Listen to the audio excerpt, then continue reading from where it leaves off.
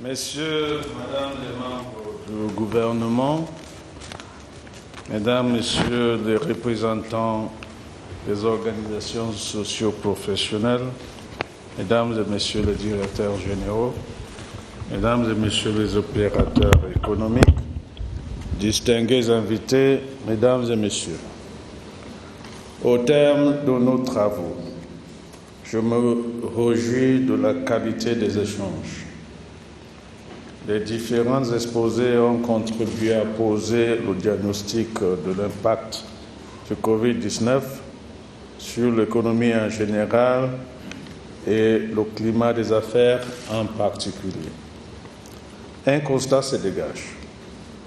Il a trait aux conséquences dévastatrices de cette pandémie sur nos efforts de relance. Nous devons admettre que le Cameroun n'est pas un cas isolé de cette situation désastreuse dans le monde. Mais loin de nous apitoyer sur notre sort, des mesures d'assouplissement et d'accompagnement ont été prises par le chef de l'État. Les concertations entre les secteurs privés et publics permettent de préfigurer les actions à mener pour maintenir la résilience économique dans le respect de nos engagements internationaux. Le secteur privé, nous l'avons constaté, n'a pour sa part ménagé aucun effort pour renverser la tendance défavorable. Mesdames et Messieurs, les présents travaux ont été marqués par l'adoption de notre feuille de route Doing Business. Les différentes articulations qu'elle contient cadre avec les préoccupations récurrentes formulées par le monde des affaires. Il est question de rehausser le niveau d'attractivité de notre environnement en conduisant efficacement les réformes engagées. J'appelle l'attention des acteurs concernés sur le fait qu'une réforme ne produit un impact positif que lorsqu'elle est effectivement mise en œuvre. La réforme ne devrait pas demeurer un simple vœu consigné dans un texte administratif ou juridique. À l'opposé, il est important que les bénéficiaires des réformes s'imprègnent des avancées enregistrées afin de pouvoir en tirer davantage avantage. Il n'est pas inhabituel que les informations anachroniques soient relayées dans le cadre juridique institutionnel en vigueur dans notre pays. Ces lacunes sont préjudiciables à la perception du climat des affaires. J'invite donc le comité Doing Business qui réunit les administrations publiques et privées à veiller à la réalisation des réformes, mais aussi à leur mise en œuvre ainsi qu'à leur vulgarisation. Pour terminer, et de manière plus générale, je demande au département ministériel chargé de proposer des axes de la riposte gouvernementale contre les effets négatifs de la pandémie sanitaire sur notre économie, de capitaliser les propositions pertinentes formulées ce jour. Il est important que la concertation entre le secteur privé et public se poursuive en s'intensifiant pour adresser tous les contours de la question. C'est dans cette dynamique de résistance tous azimuts que nous devons rester pour surmonter cette épreuve difficile que constitue la Covid-19. J'ai bon espoir que nous y parviendrons sur la conduite éclairée de son Excellence Paul Biya. Vive le dialogue État-secteur privé, vive le Cameroun et son ministre-chef, son Excellence Paul Biya. Je vous remercie d'avoir pris part à ce forum. Avec cette dernière prise de parole du Premier ministre chef du gouvernement, nous arrivons donc au terme de cette 11e édition de CBF qui a rassemblé ici les membres du gouvernement, les opérateurs économiques du secteur privé, les chefs d'entreprise, et qui a permis les partenaires techniques et financiers permet en quelque sorte de faire le point de la situation économique dans le contexte du Covid. Quelles sont les propositions qui sont prises Est-ce que propose d'ailleurs le secteur privé? Véronica, on a quand même eu droit à un échange assez franc. Personne n'a gardé sa langue dans la poche. On a essayé de déblayer le terrain, de poser les problèmes et d'avoir en face les réponses. Yeah, actually, when you listen to the president of GICAM talk about all the tax and all the issues they have to go through to run the business, and then the Minister of Finance come out to say that government has put aside 480 billion to support in the next 3 years businesses to come out of COVID-19 issues. So I think the exchanges were frank. The exchanges were good, and I hope that the economic operators who came here today are going away with something, even if not all. They are going away with something that it's going to make them know that no matter how hard it gets, it could be better. And we have the Prime Minister passing right here, and so we know that no matter how hard it gets, we can get there. So I think it was, the exchanges were good and they were very, very frank. That's why, because when a country keeps going down, it is usually sometimes very good to look at each other in the face and talk about frankly, because if you can't talk about frankly about the issues that can take the government and the economy ahead, development can really not come. La salle se vide donc. Olivier Kingemoli, au-delà des questions profondes de l'économie, on a semblé pendant les échanges mettre l'accent sur ces questions périphériques, le foncier, la justice, des questions qui plombent un tout petit peu le développement économique et qui mettent à mal l'activité des opérateurs économiques.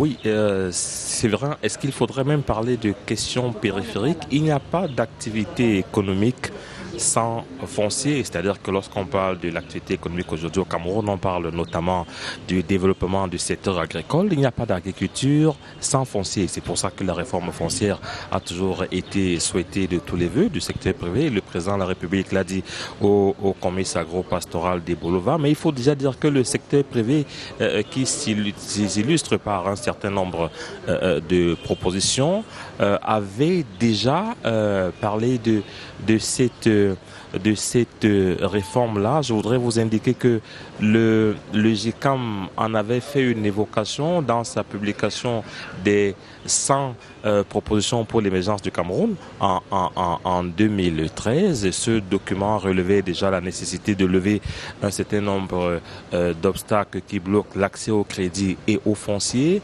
le développement des infrastructures de connectivité, l'éradication des imperfections du système judiciaire. Et on a été bien content que le ministre de la Justice et le ministre en charge des questions foncières aient apporté un certain nombre d'éclairages.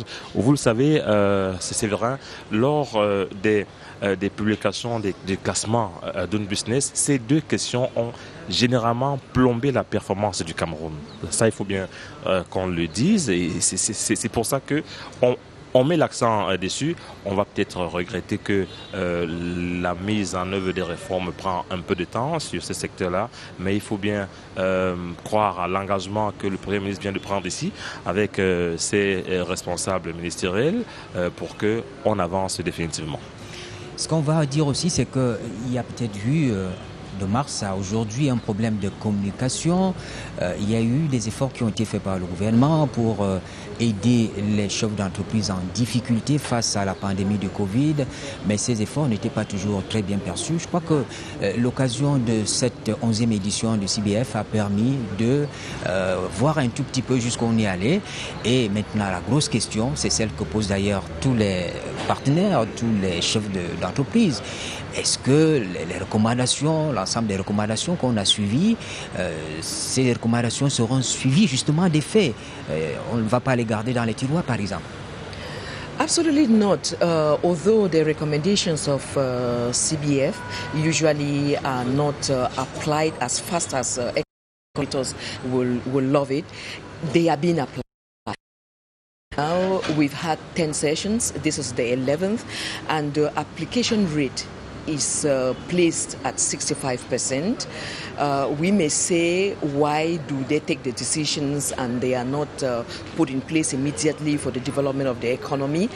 But 65% too is more than average. We cannot actually say that government is dragging feet to apply. And I think that one thing that has been agreed on by every participant here, be it the private sector or the government participants, it's that we have to cut down on importation. There is no way the business is going to grow if we don't stop importation, which we import from toothpick to natural flowers. I mean, look at the environment of Cameroon. We can grow anything here and anything grows here beautifully. Why import from toothpick? We have all kinds of woods to natural flowers. We have all kinds of things that grow in our environment. So those are things that need to be stopped. If we want beautiful flowers, the local industry should farm it.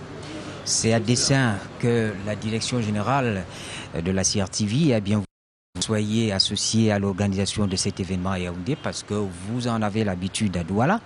Olivier Kingué, vous repartez d'ici convaincu que les chefs de Douala, il faut le dire, traversent des moments difficiles. On a écouté le MECAM, on a écouté le JICAM, on a écouté les autres partenaires qui ont eu à prendre la parole. Vous repartez d'ici convaincu que quelque chose pourra changer. Ah, mais il vaut mieux partir d'ici avec le sentiment que quelque chose changer si on en croit la sincérité des échanges qui ont eu lieu ici entre les différentes parties. Parfois, ça a donné l'air d'un combat, d'une incompréhension entre le secteur privé et les administrations telles que le ministère des Finances. Mais je crois que le ministre des Finances a recadré les choses. Ce qu'il faudrait retenir, c'est le prolongement du développement que faisait Véronique tout à l'heure, la question des importations. Vous allez remarquer que le Premier ministre a insisté dessus dès sa prise de fonction, dès l'engagement de son magistère. Les trois premiers conseils de cabinet qui ont eu lieu ici ont posé le problème de la transformation locale de ce que nous avons ici, ont posé le problème de l'importation de ce que nous pouvons produire ici, l'importation massive qui grève sérieusement notre économie. Et je crois que la pandémie liée au coronavirus nous donne l'occasion, une fois encore, de revenir sur cette problématique, de consommer local, de produire suffisamment, de transformer ici et donc de faire la promotion du Made in Cameroun, ce qui est revenu dans les propos du président de la Chambre de commerce, Christophe Equin. Et il faut bien que nous donnions la chance au consommé local, à la production locale et à la transformation locale. And especially when Cameroon has this resilience that falls in the agro-industry sector. Like I was saying, we grow everything. So it is essential that we develop our local industry, especially our agro-industry. Merci à Véronique, merci à Olivier. Mesdames, Messieurs, il ne reste plus qu'à vous souhaiter une bonne suite des programmes sur la CRTV. La CRTV qui a voulu partager avec vous ce moment important de la vie de la nation. Il s'agit de passer en revue la situation économique dans nos entreprises, ce que le gouvernement fait pour apporter un accompagnement substantiel aux chefs d'entreprise face à la pandémie du Covid. Merci beaucoup et bonne suite sur la CRTV. À vous le plateau. Thank you, Olivier Monica Benyela, for your coordination and insight.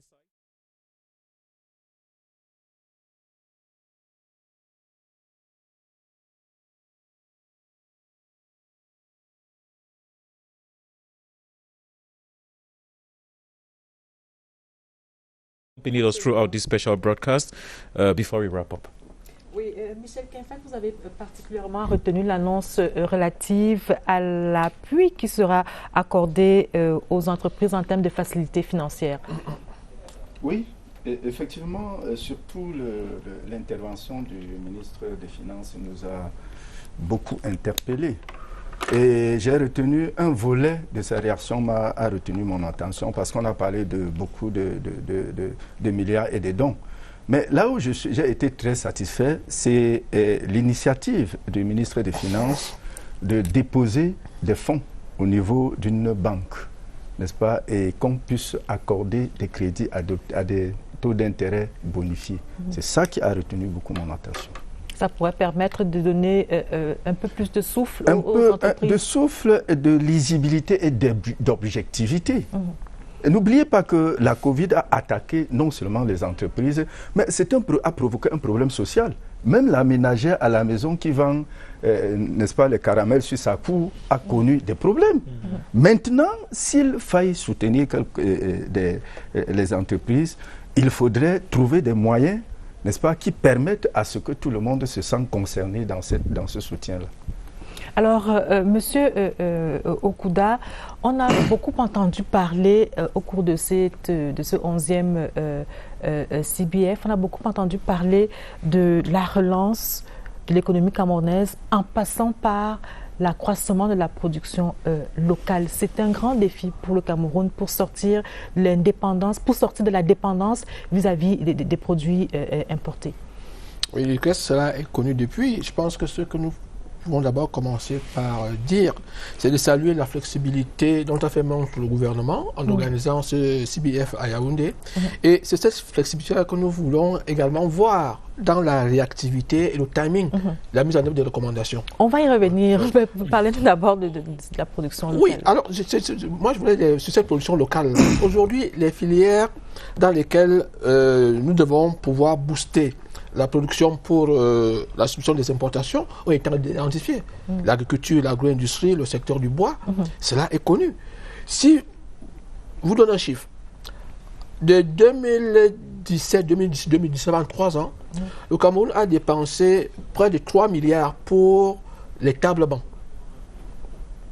Imaginez qu'avec tout ce qui a été fait dans le secteur du bois, que ces tables bancs-là, on organise de telle façon que le bois local, à partir de menuiseries qui peuvent être mises en place dans des régions, utilisant le bois local pour servir une demande qui existe, celle des écoles. Vous voyez qu'à partir de là, on va donc donner la main à ces élèves qui sont sortis des centres de formation et lycées techniques pour maintenant avoir la main, passer des tables bancs aux meubles. En anglais, on dit from imitation to innovation. On commence à faire des tables bancs, on prend la main pour faire des meubles, et à partir de cela, on va réduire l'importation des meubles chinois, qui ne sont d'ailleurs pas de bonne qualité. Alors justement, parlant de cette industrialisation locale-là, on a souvent entendu les promoteurs, les opérateurs économiques se plaindre de la concurrence des entreprises venues d'ailleurs. Si on prend le bois dont vous parlez, on préfère importer alors que sur place, on peut justement transformer notre bois. On a également, par exemple, dans le secteur pharmaceutique, dont le ministre de l'économie a parlé il y a quelques instants, on importe du paracétamol alors qu'au Cameroun, on produit déjà du paracétamol. Est-ce que ce n'est pas vraiment le moment de faire appliquer de manière plus stricte la politique d'import-substitution? D'où la problématique de la préférence nationale et le patriotisme économique. Cela existe dans tous les pays, dans toutes les économies qui veulent booster. Il n'y a pas de mal à cela, à ce qu'on ferme les frontières aux productions qu'on peut retrouver localement pour permettre à ce que nos petites et moyennes entreprises puissent grandir et devenir maintenant des champions. Well, time is against us, Lucrece. I'm obliged to shorten our conversation. I must say thank you to Mr. Barnabe Okuda, who is a statistician and head of the Cameroon Policy Analysis and Research Center. Mr. Kenfak Michel, president of the grouping of small and medium-sized enterprises. Thank you for coming. Merci pour toute votre expérience. Merci pour vos contributions.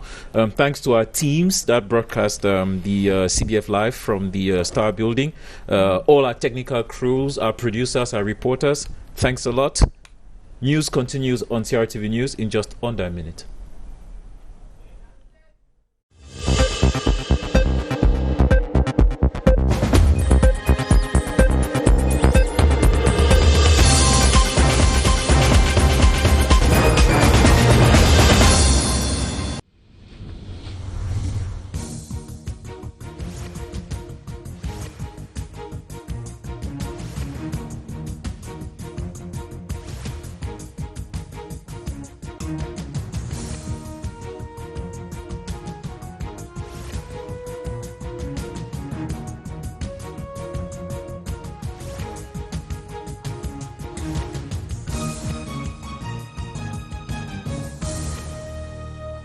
CRTV News, ici, toute l'info.